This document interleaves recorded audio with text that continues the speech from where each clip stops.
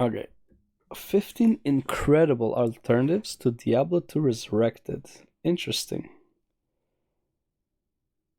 While I'm sure Diablo 2 Resurrected is decent, I just can't bring myself to set aside my distaste for modern Blizzard to play it. So instead, I've compiled a list of hack and slash action RPGs that I feel are equal or even greater than Diablo series as a whole, or they're just novel enough to be worth playing. Oh, so this is different games. Okay. Is Diablo 2 Resurrected good? Let's see what he... Frankly, I have no idea if it is or isn't. And at this point, I honestly don't care to... This video is by Wanderbot Prime. Okay. find out.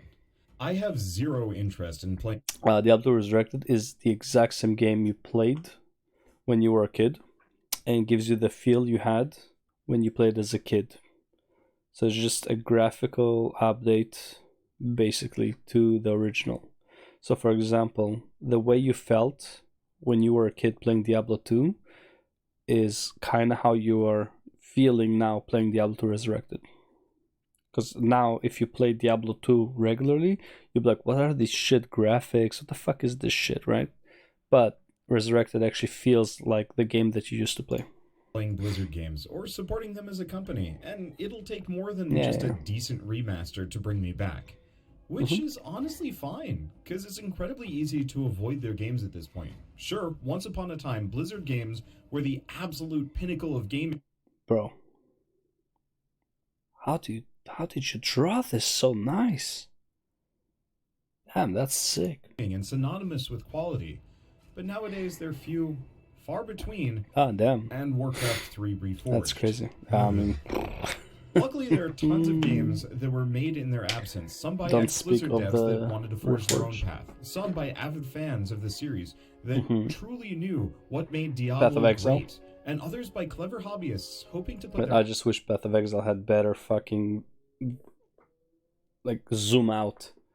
Like, I'm more than happy that some bosses are hard to see, but it's like, man, some maps just need to zoom the fuck out. It's so annoying to play Path of Exile because of how zoomed in it is. Their own spin on the genre, not to mention a handful of old school alternatives from way back in the day. Not every attempt has been great, but a tremendous number of them have been absolutely incredible in their own way. As such, I'd like to sit down for a bit and talk about 15 incredible alternatives to Diablo 2 Resurrected. I should make a quick note that this isn't the full list. There are many other games in the genre that I won't be including in this video. Okay. These are just the ones that I think exemplify it, and that I've personally been able to get running on my PC. Let's start off with easy mode. These are some of the absolute best alternatives on the market that generally look like and play similarly to Diablo. So if you're not looking to step too far out of your comfort zone, then look no further. Specifically, let's start with the no-brainer, so people don't get antsy. Path of Exile is quite possibly the pinnacle of the genre, and it has an absolute motherload of content available after years and years of support from grinding gear games. Not my thing. It can be a bit daunting to dive into Path of Exile, but it's well worth it once you get hooked. Unlike Diablo, class progression in Path... If you get hooked. I have never managed to get hooked. It's such... It just doesn't look good. Like... Not graphics was just like... You can't see anything in the fucking game. It's so uncomfortable. Path of Exile is a little bit more freeform, with a giant sphere grid-esque upgrade tree, with a ridiculous amount of nodes in it for you to fine-tune your build to perfection. It's absolutely perfect for min-maxers and people looking for a different experience with every single playthrough. But like I said earlier, it can be a bit much for new players. I've bounced off of the game constantly and countless times, but every single time I get just that a little bit further and a little bit deeper. Bonus, they also regularly release leagues, much like how modern games as a service games release seasons. Each league adds a few new mechanics, story bits, equipment, and more. So if you're looking for an ARPG that never stops giving, Path of Exile is probably your best bet. It's also completely free. The cosmetics can be a bit pricey, but they're totally optional. Next up are Titan Quest and Grim Dawn, paired together because they're both made largely by the same people, have nearly identical class progression systems, and except for the setting, they offer very similar experiences. Ultimately...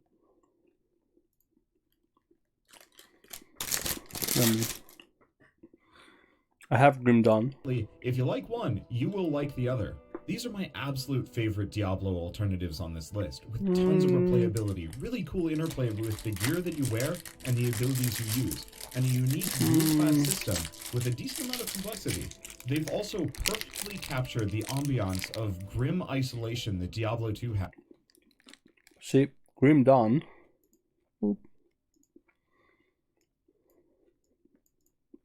Which most... Grim Dawn. If this was the zoom out on Path of Exile would be a much better game. Let's see. Grim Dawn. I have it. Here it is. Uninstalled. I got it. I played like maybe to like level 20 or some shit. Just couldn't get into it. Others on this list only come close to achieving. Titan Quest and Grim Dawn also both subvert the very common dreary medieval wasteland feel that most hack-and-slash action RPGs tend to default to. They're both still dreary and very apocalyptic, but one set in a fantastical ancient Greece and the other is set in a grungy post-apocalyptic future. Of the games I'm covering in this video, Last Epoch is probably... See, the thing is, none of these games have the feel Diablo 1, Diablo 2 gave you. Diablo 1, going into the butcher's room was the scariest shit ever. Nothing has ever been as fucking hard as that. As like scary, as like fucking intense. Even Andariel. Andariel, by the way, Andariel in Act 1 for Diablo 2 had a very similar effect, not to that extent, but very similar. When I walked into the catacombs level 4, killed all the mobs, opened the door to Andariel, I didn't even see her. I heard her fucking starting making her way to me and saying whatever it is she's saying. I ran up to level 3 and I was like, you know what? I think I need more levels to come and deal with her. I came to Andariel level 13 or 14 for my first playthrough on the first time. After I ran away, I leveled up to level 19 in Act 1 just so that I was pretty sure I can beat her. I demolished her. But that feeling of like, I cannot do this right now, I need to get the fuck out of here, these games don't have it. Path of Exile, bro, falling, I can like do it like this. This is how I can play Path of Exile. And I'll be okay. Like leveling up, doing the quest. Yeah. Grim Dawn.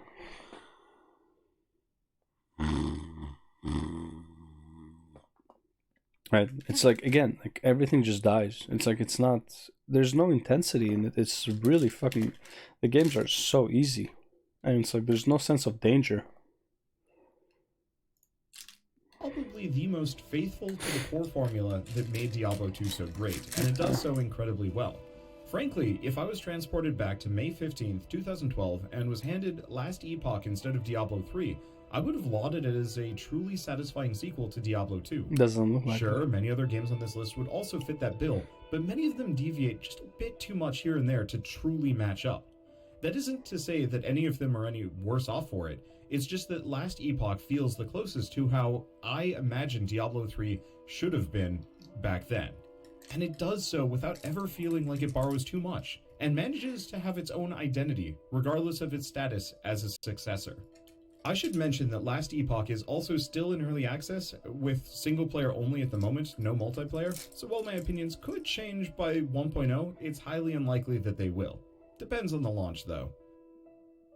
The story of Torchlight is interesting and best left for another video. That said, while I'm lumping them together in this video, I should heavily emphasize that they're each wildly different games, all based on the same core formula. Torchlight 1 is a cartoony version of Diablo 1, with an analog for Tristram, the same 3 classes, and a single dungeon that players are tasked with delving deeper and deeper into while trying to prevent a great evil from escaping. It's also a lot deeper, however, With better itemization, class skill trees, mod support, and the inclusion of a pet who can fight, carry loot, and... But again, like, bro, like, this is what I don't think he understands. Just because it's an ARPG doesn't mean like it's Diablo. Just because you go down a tower to fight a major boss doesn't mean it's like Diablo. Diablo had that sense of darkness, that fucking like anything can come out from like anywhere. Like when you go down to level 1 from Tristram in Diablo 1, it's so fucking dark. All you see coming at you is like two set of eyes. Until it comes really close to you, you don't really know what it is. That sense of fear, that sense of intensity, that sense of danger doesn't exist in these games. These are not alternatives to Diablo 2. These are alternative or like other ARPG games. They have absolutely nothing to do with Diablo. Diablo is completely different genre. Diablo is like an actual like horror ARPG, not Diablo 3 obviously, it's cartoony, but Diablo 1 is a horror ARPG. Diablo 2 was to an extent also horror ARPG, right? Very dark, very gloomy. It wasn't as scary as Diablo 1, but that was the whole point of it, right? It was dark and gloomy and like you can die at any fucking moment kind of things. Like shit is hitting hard.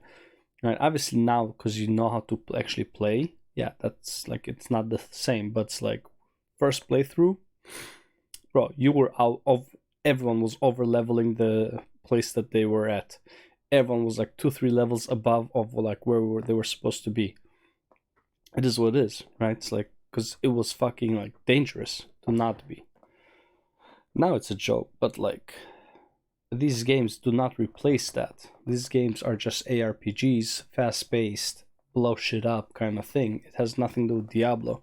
Same with Path of Exile. Oh, it has like a sense of like you can die at any moment, sure, but it's not scary. It's like if you die, it's like fuck it. It's actually just frustrating if you die in PoE rather than anything, because like, oh, I lost XP, and it's like I wasted my time, all that shit. Like that's what's annoying. It's PoE is more annoying when you die than it's like, oh fuck, man, I can't believe I died, you know. And even run errands in town in your stead. It's really solid and worth a try if you haven't played it already. Though I should mention that it's strictly single player, which might be a detractor for some people. Torchlight 2 is a proper successor to Torchlight 1, and is also a pretty overt analog to Diablo 2, with a similar initial premise, a world-traveling adventure with multiple acts, and the inclusion of multiplayer. It hasn't necessarily aged as well as I hoped it would, but the core gameplay still holds up incredibly well, especially with the inclusion of a very robust mod support with tons of user-generated content to pick from. Of the entire list, this is the one that I would recommend most people start with if they want an experience similar to Diablo 2, or for anyone looking to... Not even close. How is this similar to Diablo 2, bro? What the fuck? ...to try a hack-and-slash action RPG for the first time. Torchlight 3 is not as good as it could have been. They originally intended on having it as a games-as-a-service MMO light, but scrapped the idea midway through development, and that decision definitely held the game back in more than a few places. It's not that it's bad, far from it in its current form, it's actually quite fun. It's just that it more so lacks some of the soul from the first two Torchlight games. Though I should say that it probably has the most refined combat system of the three. Sadly, because of its original origins as a MMO, they also nixed mod support, which really could have helped this game shine even after its 1.0 launch. Honestly, I thought the incredible adventures of Van Helsing Jr. would be a wash, and it took approximately 30 seconds to capture my heart. I mean, one of the classes is straight up just wearing power armor and specializes into mortar strikes, and another has an army of robots to fight for them.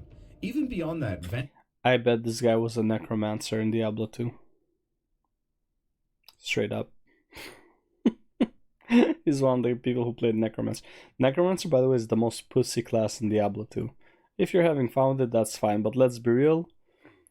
Necromancer is like the AFK class. Like, you just resurrect some skeletons and they do everything for you. You don't even need gear, you just need intelligence.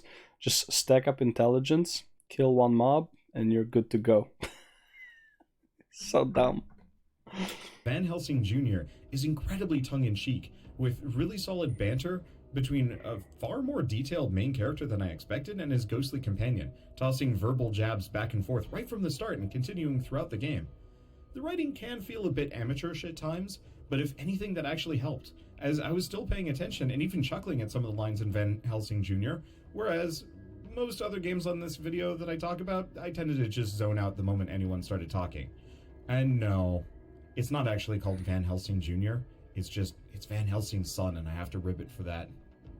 Shadows Awakening caught me by surprise, in a very good way. It plays This actually looks, again, it looks like good graphics and shit like that, but again, it's not like, it doesn't look like Diablo. Like, you can already see based on the colors, it's like it's not Diablo. Similarly to the other games in the genre, but mixes things up by giving players the ability to switch between 4 different characters at any time during gameplay. Admittedly, I only ever got to use the initial 2, but it's still a breath of fresh air to be able to hot swap between playstyles on the fly, either to defeat foes, solve environmental puzzles, or bypass obstructions. Beyond the mechanics, Shadows also leverages its protagonists far more than any other hack-and-slash RPG, having them talk to each other, discuss certain plot points, make quips, and speak directly to NPCs.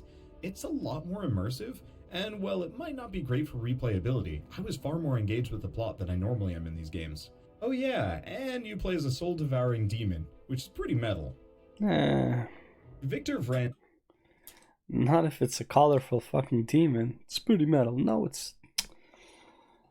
God, bro. Is interesting, as it plays fairly differently from the rest, with WASD movement, jumping, dodge rolling, platforming, hand-designed levels with meaningful secrets, map challenges, and more. It's a hard left turn from the usual formula for hack-and-slash action RPGs, and frankly, I actually wish more games from the genre followed its example.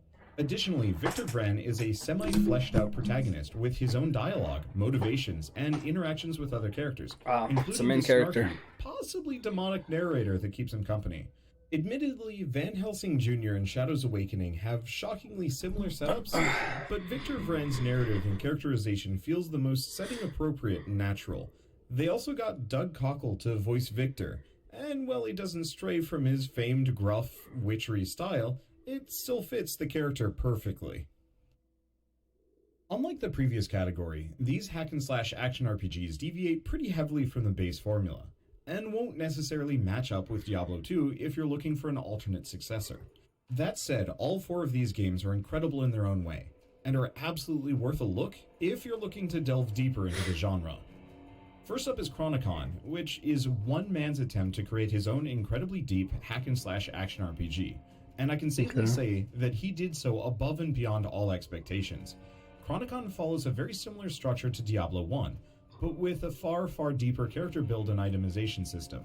It also has one of the deeper endgame experiences of every game on this list, due to an extensive procedural dungeon generator and purportedly infinite character progression. So if you want to get really lost into a hack-and-slash action RPG for countless hours, I'd recommend this one. Slormancer is a fairly lightweight hack-and-slash action RPG with uncomplicated environments and hordes of relatively easy enemies to blast through. And while it's still in very early access, it more than makes up for that with a robust customizable trait system, alongside weapons. It's just confusing ARPG hack and slash with what Diablo is. Like, yes, Diablo is an ARPG, yes, Diablo is a hack and slash, but no, Diablo is not this cartoony, blow shit up kind of thing. Right, it became that in the end game of Diablo 2, sure, like you just run around, grab a bunch of mobs, spin some hammers and everything dies. Yeah, it became that.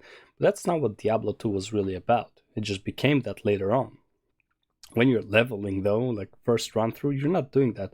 These games are so easy that they actually ask you to just blow shit up. It's not what Diablo is about. Weapons that drastically change. That's what Diablo 3 is about. I would say most of these games are closer to Diablo 3 than they are to Diablo 2. How you play, that have their own robust trait system. It's a min-maxing funhouse, and really embraces the loot treadmill nature of the genre. The archer also looks like a maniac. She's so happy to be here, killing everything in her way. And you can also specialize into throwing a stick, which is really silly and kind of the best, and it was what originally sold me on the game. Book of Demons is really cool, taking heavy influence structurally, stylistically, and narratively from Diablo 1. No, it does. How? What? Look at this graphic. It's too bright. It's too colorful. Aesthetic and a wildly different set of gameplay mechanics. Sure, you're still delving deeper and deeper into a labyrinthine underground below the town, fighting demons and monsters, collecting randomized loot and abilities, and so on, but your movement is constrained to a set path on the ground, which changes how everything plays and feels, while maintaining the core hack-and-slash action RPG identity. The developers also implemented an adventure length system, where you can actually choose how long you want to play per session. It sounds a bit weird, but it's very refreshing to see a game actively trying to respect my time as a player. They also have a sort of sequel on the way. The demo is pretty cool, and I can't wait to dive into that one, but I don't want to talk about it too much, because it's still pretty early in development. While most avid hack-and-slash action RPG fans are the Minecraft target audience for Minecraft Dungeons, it's still a very competent entry to the genre. It plays a bit more like a twin-stick shooter, and the ability system is locked to the gear that you acquire, instead of being separate and persistent to the character that you're playing as. But otherwise, it's the same kind of monster-mulching, dungeon-crawling romp. I would also argue that Minecraft Dungeons is probably one of the best starting points for anyone looking to try a hack-and-slash action RPG and has no experience in the genre. Why? As it's tremendously beginner-friendly and eschews a lot of the heavy statistics min-maxing that almost every other game on this list revels in. In preparation for this video, I tried to get a bunch of old hack-and-slash action RPGs working to see how they would hold up and to see if they were worth recommending. Some had promise, but... The funny part is, I would say Resident Evil 3 is closer to Diablo 2 than any of these examples. Most haven't It's aged completely all that different well, genre. or simply never matched up to Diablo 1, let alone 2 in terms of depth, breadth, or quality, and don't generally hold a candle to the modern successors that I've listed above. As part of this, Successors. I am tentatively including Sacred 2, because I think there's still value in it. I love but Sacred. More as a, hey, you tried everything else, so why not play Sacred 2? It still plays perfectly well on modern platforms and is a truly expansive world covered in shockingly nice-looking grass for a game from 2008, but the UI is clunky, the combat and exploration is kind of slow, and what little voice acting I ran across was bona fide dumpster grade. I think I played Sacred 1, to be honest, not Sacred 2. Cannon Jabberwock, though, who is accompanied by a pretty sick techno metal soundtrack. Without it, I'm not sure if Sacred 2 would have even made this list. Revenant is odd. It honestly feels more like a traditional CRPG, but with hack-and-slash action RPG combat. But what little I saw of it was really promising. The voice acting was great, the main character was the grumpiest asshole I've seen in a game in years, and the game holds up rather well visually if you don't mind chunky models and slightly fuzzy pre-rendered 3D backgrounds. The art direction for the game really carries it. It did crash on me 30 minutes in though, and took my computer with it, so this recommendation is more for people willing to suffer through getting Revenant working on a DOS emulator, and not for people that are just looking to dive into the genre at first. And lastly is Nox, which I've heard a tremendous amount of praise for over the years, and I can safely say that it absolutely deserves it. Nox looks great for a 21-year-old game, plays mostly fine, and has some really passionate, campy voice acting that really elevates the whole game to a higher level. Like Revenant, it's structured more as a linear CRPG and has its own unique combat and ability system that will feel familiar to other games on this list, but it stands on its own mechanically. Unfortunately, unless you're lucky, Nox will take some fiddling to get running, either by running it through a DOS emulator, attempting to change its compatibility to Windows XP, or by downloading one of the community patches off of one of the fan sites. I'll leave a link to the one that I used in the description below. That said, it is worth the effort if you're looking for a hit of extreme nostalgia, or if you want to see something similar to the old Diablo games without drawing any direct influence from any of them.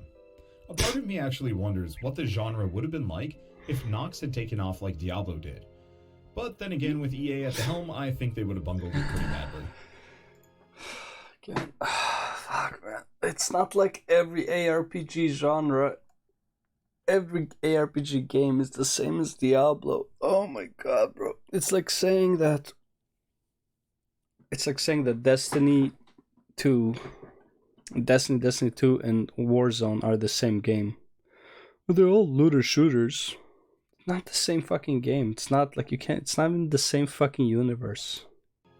And that's it, for now at least. I'm sure in a couple of years I'll have to make a follow-up video to this one with an updated list of newly released I'm getting kind of pissed. Well as addendums for how to get some video running.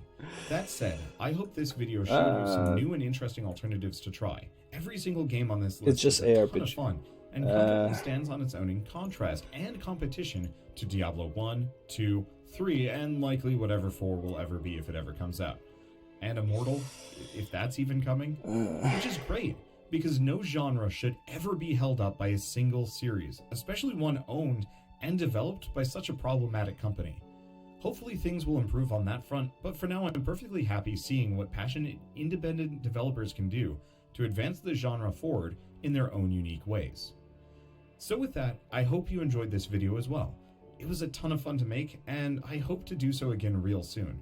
Speaking of, if there's another semi-niche genre you'd like me to do an overview of, please leave a comment outlining it down below. I rather enjoy putting games into tidy categories, and then recommending the best among them. But for now, thanks for watching, and I'll see you next time.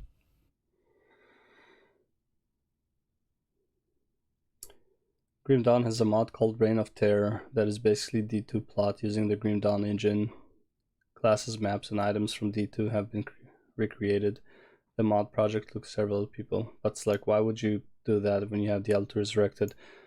What I want Grim Dawn to do, like the mods, Reign of Terror, what it should be is Diablo 2 with extra, like, you know how like you had Diablo 2 mods? Ah, fuck, I forgot the names.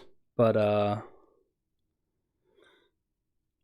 was this mod in Diablo 2 that was literally, it just built upon the bases. It's like more trees, like more talent trees, more skills, more mixed of stuff. There was a mod that had like no class, so you could choose like all classes, like all abilities from all classes or something like that. So you make like a whatever character. So you start with a character, whatever, choose whichever class you want just for the stats.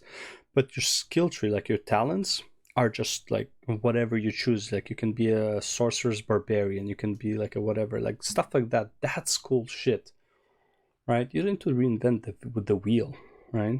And again, these games, aside from like maybe Path of Exile, even then, it's too bright, man. Like, look at this. It's literally just Path of Exile is closer to Diablo 3 with just a ton more content than this of Diablo 2. I'm sorry, but it is what it is. Yeah, you have a lot of skills and all that stuff, which is great, but it's like, as far as gameplay is concerned, all you do is blow a ton of shit up.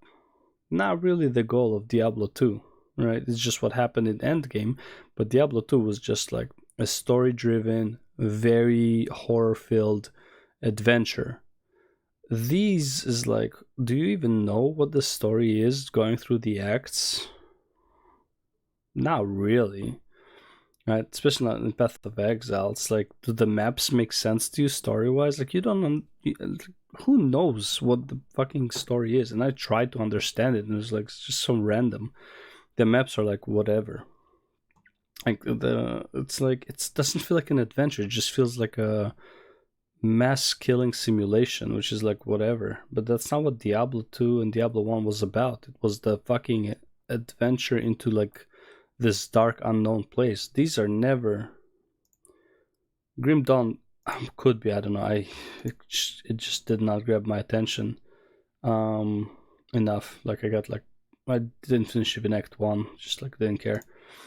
But like, none of these have that feeling as far as I can tell. This is just like a cartoon. It's not even close. Van Helsing is technically an adventure of the one character, but again, like, I haven't played it, so I can't say. But like, they just don't feel Diablo-ish at all. But yeah, anyways. Yeah, I strongly disagree with the guy because I feel like we have just different understanding of what Diablo is. He feels like it's an ARPG. I feel like it's way more than an ARPG and what it stood for. Yeah, that's the video, and I'll see you in the next one.